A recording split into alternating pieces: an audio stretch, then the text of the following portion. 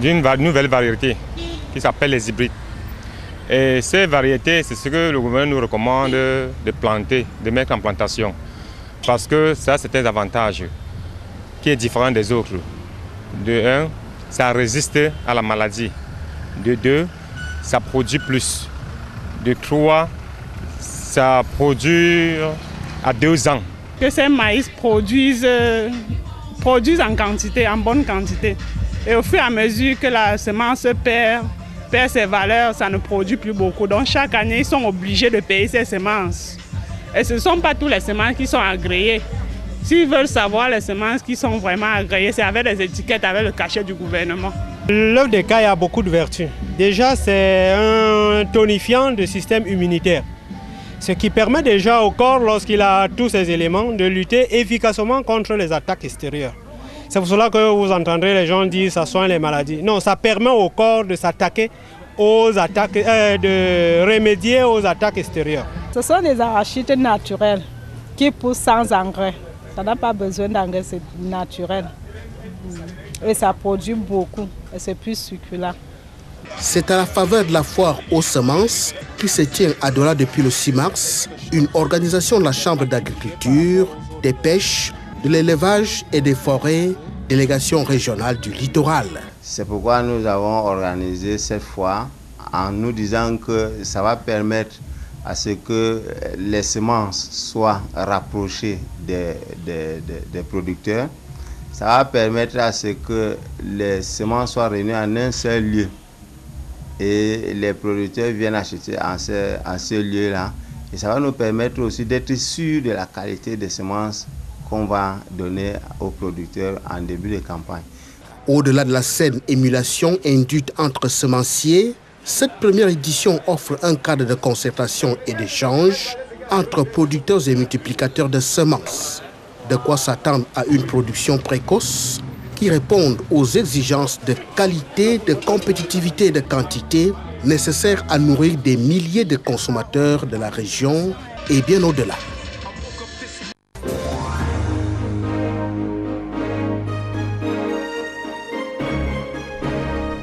Alors, docteur, on avait dans ce reportage la Chambre d'agriculture qui lançait pour la toute première fois au Cameroun la toute première édition de la foire aux semences. On a pu le voir, beaucoup de marchandises ont été exposées, mais on a vu très peu d'importateurs. Pourquoi selon vous?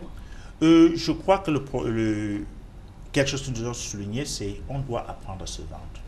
Et je vais vous dire quelque chose. Là où j'ai vu aux États-Unis, si je veux manger de la banane, vous parliez de banane tantôt, si je veux la banane planteur, le mi-soleil, comme on le dit à Douala, je l'ai à tout moment. Si je veux manger le manioc, je l'ai à tout moment. Donc, je crois qu'on doit apprendre à se vendre vers l'extérieur. On doit apprendre à présenter, et surtout que maintenant avec les semences, ça veut dire que les processus de production, c'est un peu plus rapide, c'est un peu plus contrôlé. Donc, c'est une opportunité à saisir et commencer réellement à se présenter vers ces marchés-là. Et l'une des choses qu'on voudrait aussi mettre, qu'on met à la disposition des sociétés, des entreprises camerounaises, c'est une banque de données dirigée vers les États-Unis.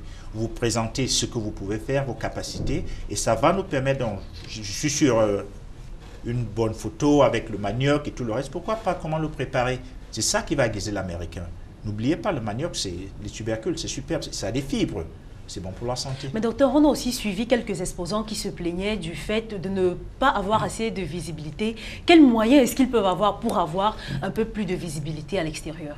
Ce que nous faisons, la première chose dont je parlais, c'est déjà ces missions de commerce qui viennent ici, mais aussi on est en train de mettre sur place des sessions d'information avec la chambre de commerce locale, travaille aussi avec l'ambassade et le consulat pour que tout ce package-là puisse aider les gens à comprendre réellement quelle opportunité existe. Mais il doit venir vers nous. Vous savez, le docteur, il va rarement chez le malade. Il faut déjà que le malade aille chez le docteur et après, ils vont trouver un point d'attente. Et si quelqu'un, pour un début, manque de moyens et que le projet est porteur, qu'est-ce qu'il peut faire?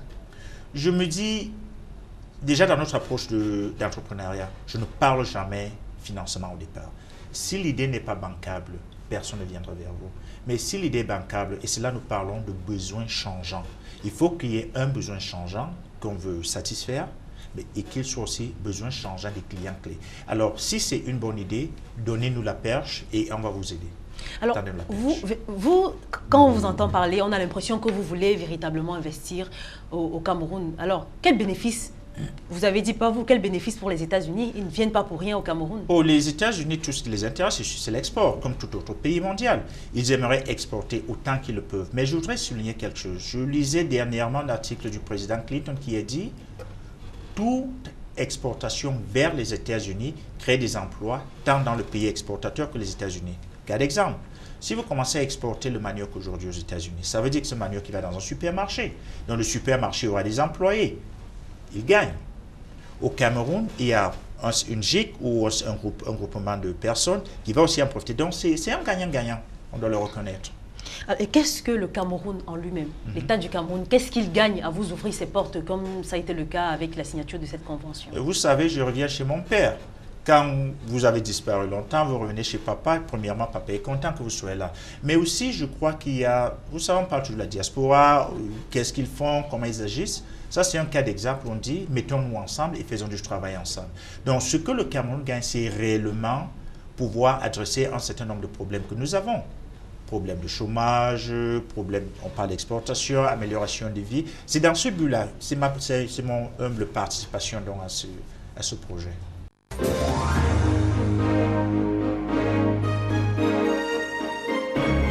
Alors, dans les mois à venir, c'est bien, vous avez signé ce partenariat. Quelles sont les actions que vous aurez à mener concrètement dans les mois à venir? J'aime le fait que vous parliez de concrètement. Vous savez, la méthode américaine, c'est le how-to. C'est une étape. Donc, pendant les 2 prochains mois, première chose que nous allons faire, c'est conduire la mission de commerce dont j'ai parlé. Elle sera une mission de commerce tant pour le Cameroun que pour le Gabon. Vous me parliez des autres pays africains. Donc, nous essayons d'aller dans au Cameroun, au Gabon, et après, ce sera sûrement dans d'autres pays. Elle aura 20 à 30 hommes d'affaires américains. Les domaines, c'est l'agriculture, l'énergie, la santé, l'éducation. Et c'est du 21 au 26 au Cameroun et du 27 au 2 mai au Gabon. Nous souhaitons que le maximum d'hommes d'affaires camerounais participent car c'est une opportunité unique. La deuxième chose que nous aimerions voir, c'est que beaucoup de gens se tournent vers la Chambre de commerce et qu'ils adhèrent donc à cette banque de données dont nous parlons. Car si on ne peut pas vous vendre, vous me demandiez tantôt, comment est-ce que les Camerounais pourraient profiter du marché américain? C'est ça l'entrée vers le marché américain. Travailler avec notre relais local et on va vous y amener. Évidemment, le journal il sera là et je suis content de voir c'est gratuit d'être une des potentielles sociétés à être présentée, mais vous devez avoir quelque chose. Alors, je reviens sur le problème de virtuosité. Comment est-ce que la maman qui est au village, qui a sa plantation, fera pour adhérer au système? Est-ce qu'il faudra qu'elle parte du village pour la ville de Douala? Comment est-ce qu'elle peut faire? Je crois que la Chambre de commerce a quand même des succursales un peu partout au Cameroun. Donc, en travaillant avec elle, on va faire autant que possible pour nous rapprocher de ces personnes. Et aussi, comme je vous disais, aussi comme je vous disais, lorsque nous venons au Cameroun, nous faisons des formations. Elles ne sont pas limitées à Yaoundé. Elles sont gratuites, ces formations? Pour les petites structures, on les fait encore de manière gratuite parce qu'on se dit c'est l'initiation à la chose. Mais au fur et à mesure, il faudrait bien qu'on fasse de l'argent. Vous m'avez posé la question. Voilà. Donc, pour les grandes structures, évidemment, il faut payer quelque chose. Alors, on célébrait également vendredi dernier la 28e journée internationale de la femme. Les Camerounaises, bien sûr, on prépare à ce grand événement. Avant de retrouver Maïramou pour son reportage, docteur, que pensez-vous de la journée de la femme? Une journée qui a été consacrée à la femme uniquement. Je crois quand même que beaucoup de choses sont réalisées du point de vue femme. Et cette journée, elle a sa place quelque part. Vous voyez, les plus grandes la plupart des PME en Afrique, ce sont des femmes. Donc, je ne sais même pas si on devrait encore célébrer parce que les femmes, elles ont déjà fait beaucoup de choses. Donc, je suis ravi d'être au Cameroun pendant cette journée et sûrement, je vais aussi célébrer avec les dames. Alors, c'était justement une association de femmes, elles se sont retrouvées dans la capitale économique camerounaise avec pour principal but d'informer les femmes, de leur apprendre véritablement ce que c'est que la journée de la femme et de leur faire comprendre la place qu'elles occupent dans la société. Le reportage est signé Maïramou et Jack Marissimo.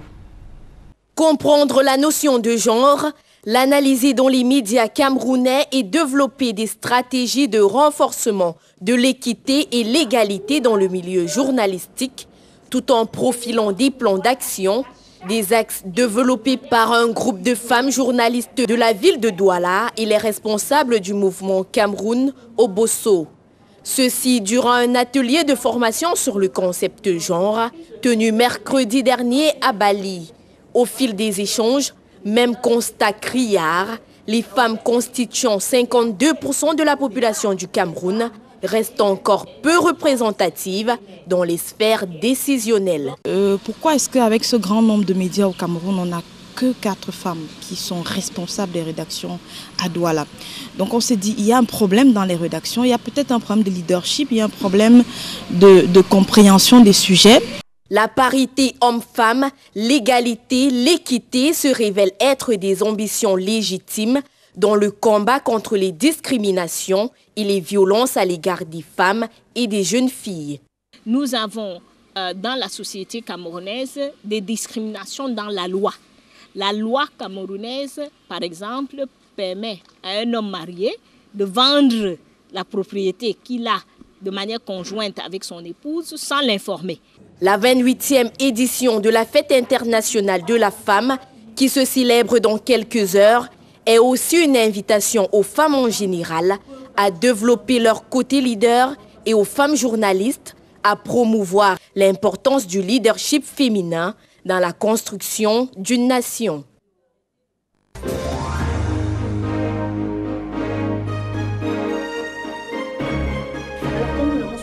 Dans ce reportage que nous ont proposé Maïramou et Jack Simo, il s'agissait pour les femmes journalistes de la ville de Douala. Elles se sont regroupées de façon à pouvoir véritablement débattre sur le thème. Et puis pour parler de cette 28e édition de la Journée internationale de la femme, nous recevons Jeanne Essousoua, elle est chef d'entreprise. Bonjour madame, bonne fête et bienvenue sur ce plateau. Merci.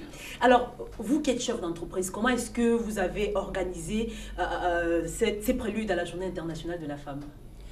Ok, nous les avons organisés tout simplement. D'abord, en tant que chef d'entreprise, j'ai organisé des petits débats avec surtout mes collaborateurs hommes.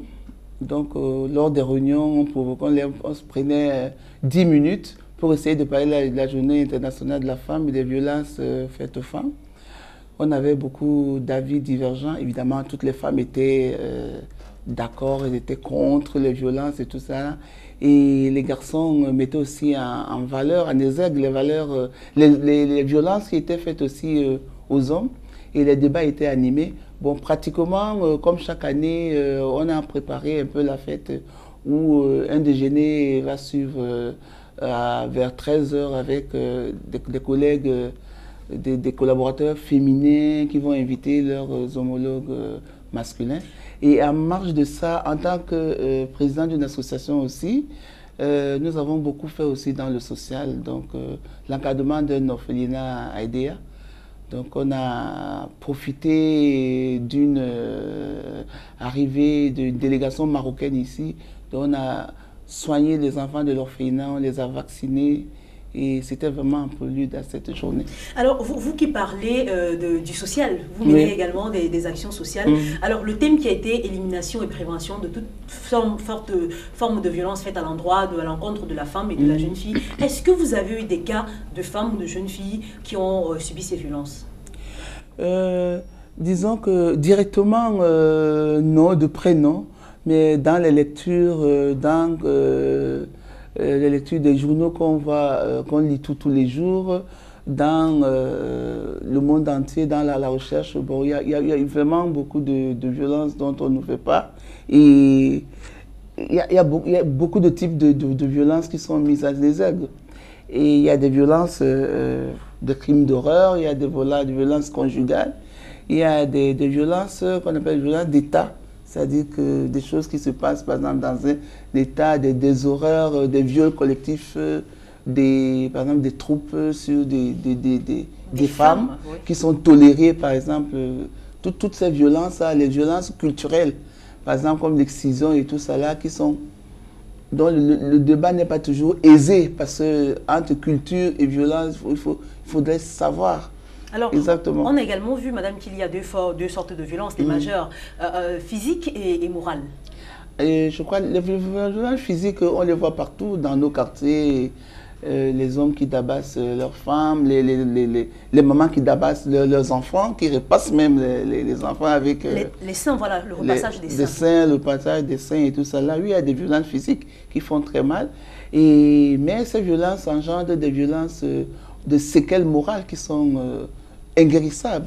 Donc, je peux dire les violences morales font encore beaucoup plus mal parce que ça abîme complètement l'homme ou la femme. Et quand, par exemple, je vais prendre un exemple, quand c'est la maman qui fait subir certains traumatismes à sa fille, notamment on a vu des œufs qui sont introduits dans le sexe pour voir si la fille garde encore sa virginité. Quelles peuvent être les conséquences dans les années futures? Disons que tant que c'était fait vraiment dans un contexte purement culturel, parce que nous, on a subi un peu ça quand on était jeunes. Hein. À 17 ans, quand on voyait qu'une fille avait un comportement, les tantes l'amenaient derrière et puis on essayait d'introduire l'œuf pour vérifier sa virginité. Mais quand on passe, c'est-à-dire qu'à l'acte, par exemple, de repasser les seins, moi je crois que il y va aussi de l'ignorance. Je ne crois pas que la maman veut tellement infliger de la peine à son enfant, mais elle croit bien faire. En le faisant, elle s'est dit, je retarde un peu sa puberté, comme ça les hommes ne vont pas vite la voir et elle pourra peut-être continuer ses études. Il y a des violences qui sont faites, je peux dire, par ignorance. Alors, vous croyez que le thème de cette année, est-ce que ça permet véritablement aux gens de comprendre que les violences ont des effets néfastes et négatifs dans le futur sur les personnes qui en sont les principales concernées? Disons que l'enjeu capital de cet thème, c'est de l'avoir posé. Il ne faut pas rêver, on ne va pas éliminer les violences, mais il faut pouvoir en parler. Je crois que même en Europe ou partout, les gens qui subissent des violences, la première difficulté, c'est oser en parler. Parce qu'on subit des violences au sein des familles. Imaginez-vous les enfants qui sont violés par leur frère ou bien par leur père. Ils ne peuvent pas en parler. Donc, moi, je dis vraiment, le principal but, le principal bénéfice, c'est d'avoir posé le problème sur la place publique. Et il faut continuer à le poser. Moi, je crois que ce thème devrait revenir tout le temps pour qu'on en parle. Alors, le droit à la succession est ici un service moral, souvent enduré, dans la plupart des cas, par les femmes, les épouses, les mères qui ont perdu leur mari. Nous allons suivre ce reportage que nous a proposé Lille Pédiou et puis nous nous retrouvons juste après.